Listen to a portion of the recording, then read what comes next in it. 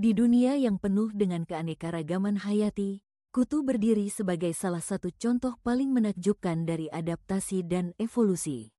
Meskipun mereka sering dianggap sebagai parasit yang menjengkelkan, rahasia keberhasilan kutu sebagai makhluk hidup terletak pada berbagai strategi adaptasi yang telah mereka kembangkan selama bertahun-tahun.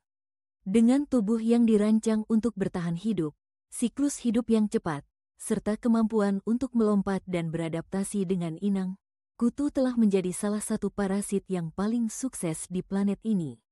Salah satu aspek paling mencolok dari kutu adalah morfologi mereka yang unik.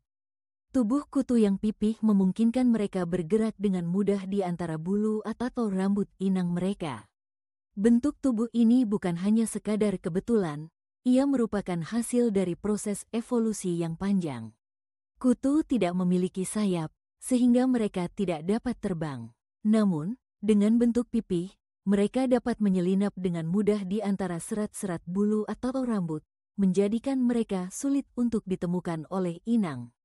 Ini adalah langkah pertama dalam strategi bertahan hidup mereka. Selain bentuk tubuh, kaki kutu juga merupakan salah satu adaptasi yang sangat penting. Kaki mereka yang kuat dan berkuku tajam memungkinkan kutu untuk mencengkeram bulu atau rambut inang dengan erat. Ketika kutu menemukan inang, mereka tidak hanya sekadar mendarat, tetapi mereka juga dapat dengan cepat mencengkeram dan bersembunyi di dalam bulu. Ini membuat mereka sulit untuk dihilangkan, bahkan ketika inang berusaha menggaruk atau membersihkan diri. Dengan kemampuan ini, kutu dapat bertahan hidup dalam lingkungan yang penuh dengan ancaman. Kutu juga memiliki mulut yang dirancang khusus untuk kebutuhan mereka sebagai parasit. Mulut kutu diadaptasi untuk menusuk kulit inang dan menghisap darah. Struktur mulut ini memungkinkan kutu untuk dengan cepat mendapatkan makanan yang mereka butuhkan untuk bertahan hidup dan berkembang biak. Ketika kutu menggigit, mereka juga menyuntikkan air liur yang mengandung zat antikoagulan, yang mencegah darah inang menggumpal. Ini adalah strategi cerdas yang memastikan bahwa kutu dapat terus menghisap darah tanpa gangguan. Siklus hidup kutu juga merupakan bagian penting dari rahasia keberhasilan mereka. Kutu mengalami metamorfosis lengkap, yang berarti mereka melewati beberapa tahap perkembangan sebelum mencapai bentuk dewasa. Siklus hidup ini dimulai dengan telur, yang biasanya diletakkan di tempat-tempat yang aman, seperti di dalam bulu inang atau di tempat persembunyian yang tersembunyi. Setelah menetas, larva kutu akan mencari makanan, biasanya berupa kotoran kutu dewasa atau bahan organik lainnya. Setelah cukup berkembang, larva akan berubah menjadi pupa dan akhirnya menjadi kutu dewasa. Salah satu keunggulan besar dari siklus hidup kutu adalah kecepatan reproduksinya. Kutu betina dapat bertelur ratusan hingga ribuan telur selama hidupnya, yang memungkinkan populasi kutu untuk meningkat dengan cepat.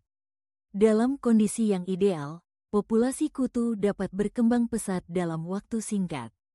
Hal ini membuat pengendalian kutu menjadi tantangan tersendiri, karena jika tidak ditangani dengan cepat, satu pasangan kutu dapat menghasilkan ribuan keturunan dalam waktu yang relatif singkat. Telur kutu juga memiliki ketahanan yang luar biasa. Mereka tahan terhadap banyak insektisida dan dapat bertahan di lingkungan selama berminggu-minggu atau bahkan berbulan-bulan. Ini berarti bahwa meskipun upaya untuk membunuh kutu dewasa berhasil, telur yang masih ada dapat menetas dan melanjutkan siklus hidup kutu. Ketahanan ini membuat pengendalian kutu menjadi tugas yang sulit dan memerlukan pendekatan yang menyeluruh. Kemampuan melompat juga merupakan salah satu fitur yang paling mengesankan dari kutu. Kaki belakang mereka yang kuat memungkinkan mereka untuk melompat jauh, hingga 200 kali panjang tubuh mereka. Kemampuan ini tidak hanya membantu mereka berpindah dari satu inang ke inang lainnya, tetapi juga memungkinkan mereka untuk melarikan diri dari ancaman. Ketika kutu merasa terancam, mereka dapat dengan cepat melompat menjauh dari jangkauan predator atau inang yang berusaha menghilangkan mereka. Ini adalah strategi bertahan hidup yang sangat efektif. Kutu juga menunjukkan spesialisasi dalam memilih inang.